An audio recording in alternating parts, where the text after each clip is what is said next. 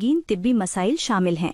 यहाँ पर मुझे बड़े ही अफसोस के साथ कहना पड़ रहा है कि आज की नौजवान नस्ल शरीयत की हदूद को तोड़ने में ज़रा भी झिझक महसूस नहीं करती।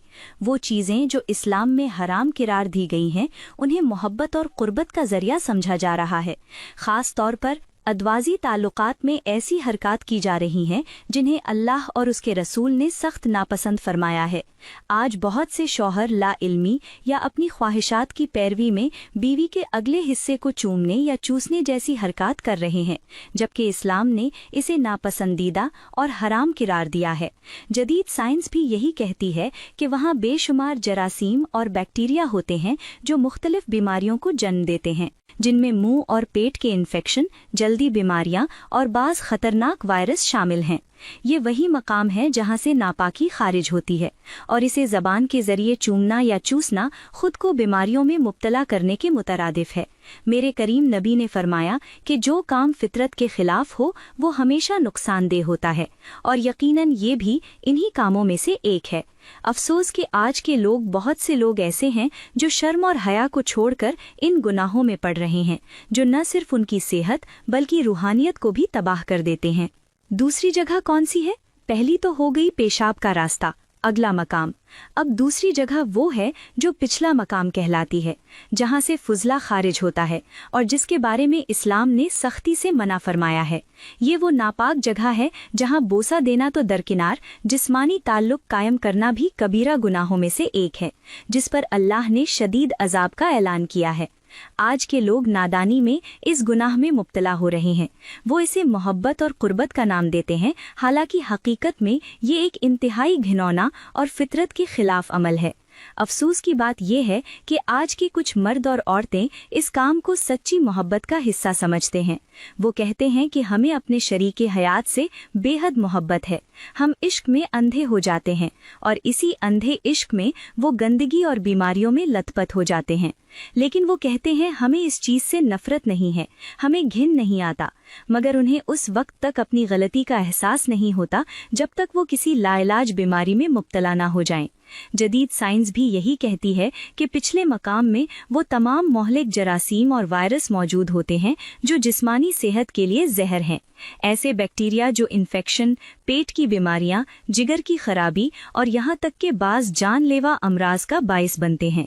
मगर जो लोग गुनाह में डूब चुके हैं वो कब हकीकत को समझते हैं? वो तो इस अमल को जदीद ताल्लुक और नई मोहब्बत की अलामत कहकर खुद को धोखा देते हैं, हालांकि ये दर हकीकत अल्लाह के कहर को दावत देना है।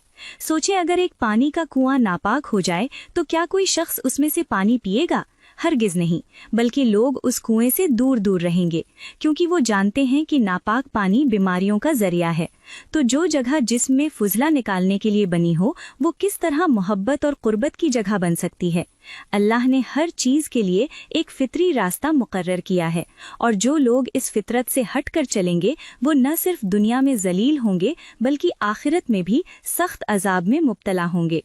तो मेरे मोहतरम भाइयों, तीसरी जगह वो है जो हैज़ के दौरान नापाकी की हालत में होती है, यानी औरत के अय्याम मखसूसा के दौरान उसका मखसूस हिस्सा जिसे अल्लाह ने उन दिनों में नापाक करार दिया और फरमाया कि उस वक्त के दौरान औरत से जिस्मानी ताल्लुक मना है। और नबी ने भी फरमाया कि इन दिनों में न सिर्फ जिस्मानी ताल्लुक हराम है बल्कि इस मकाम का बोसा लेना भी नापाकी में मुब्तला कर देता है, क्योंकि हैज़ के दौरान औरत के जिस्म में कई ऐसे जरासीम होते हैं जो शौहर को नुकसान पहुंचा सकते हैं। मिसाल के तौर पर अगर किसी को खालिस शहद का एक बर्तन दिया जाए मगर उसे गंदे हाथों से छूकर नापाक कर दिया जाए तो क्या वो शहद खाने के काबिल रहेगा? हरगिज नहीं। यही मामला इन तीन जगहों का है जहां अल्लाह ने मखसूस मकसद के लिए बनाया है, मगर अगर इंसान अपनी हदूद से तजावुज़ करें तो यही नेमतें ज़हमत और बीमारियों में बदल जाती हैं। यहाँ पर मुझे इंतहाई अफसोस के साथ कहना पड़ रहा है कि आज के नौजवान जिस गंदगी में लथपथ हो चुके हैं उसकी मिसाल तारीख में कम ही मिलती है। ये वो लड़के हैं जो गैर शादीशुदा होने के बावजूद अपनी नाजायज़ ख्वाहिशात की तकमील के लिए ऐसे गुनाहों में पड़ चुके हैं जिनका अंजाम सिवाय तबाही के कुछ नहीं। ये वो लड़के हैं जो दोस्तों के नाम पर, मोहब्बत के नाम पर, ताल्लुकात के नाम पर हराम काम कर रहे हैं और वो इस हद तक अंधे हो चुके हैं कि उन्हें ये भी परवाह नहीं कि जिस लड़की के साथ वो हैं वो नापाक काम कर रहे हैं, वो पाक हैं या नापाक हैं, वो अय्याम में हैं या नहीं। उन्हें बस अपनी ख्वाहिश पूरी करने की जल्दी होती है। ये न सिर्फ जिना कर रहे हैं बल्कि नापाकी की हालत में भी उस लड़की के जिस्म से खेल रहे हैं जो सरासर अल्लाह की नाफरमानी है। ये वो लोग हैं जो गुनाहे कबीरा में मुब्तला हैं, जिन पर अल्लाह का कहर नाजिल हो सकता है, जिनकी जिंदगियों में नहूसत और बदबख्ती भर चुकी है, मगर उन्हें इसका अंदाजा नहीं होता, और जब उन्हें पता चलता है तब तक बहुत देर हो चुकी होती है। ये वो नौजवान हैं जो मौत से पहले ही मर जाते हैं, मुख्तलिफ बीमारियों में मुब्तला हो जाते हैं, ऐसे लाइलाज अमराज का शिकार हो जाते हैं जिनसे वो सिसक सिसक कर मरते हैं, मगर तौबा करने की बजाय मजीद गुनाह में डूबे चले जाते हैं। जब इनकी हकीकत खुलती है, सामने आती है, जब इनके जिस्मों पर जिना की बीमारियों के जख्म नजर आते हैं, जब वो अस्पताल के बिस्तर पर मौत का इंतजार कर रहे होते हैं, तो उनके अजीजों अकारिब चीख चीख कर रोते हैं।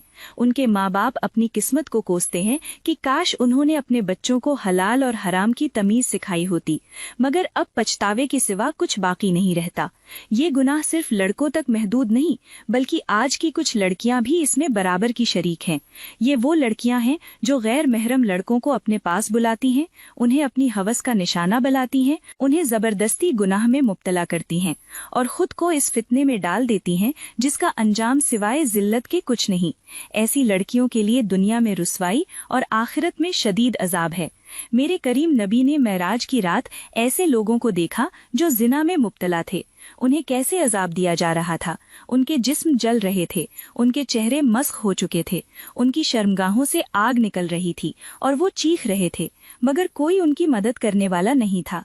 और यही अंजाम उन लोगों का है जो आज जिना को फैशन बना चुके हैं, जो नापाकी में भी अपनी हवस पूरी कर रहे हैं, जो इन हदूद को तोड़ रहे हैं जो अल्लाह ने मुकर्रर की।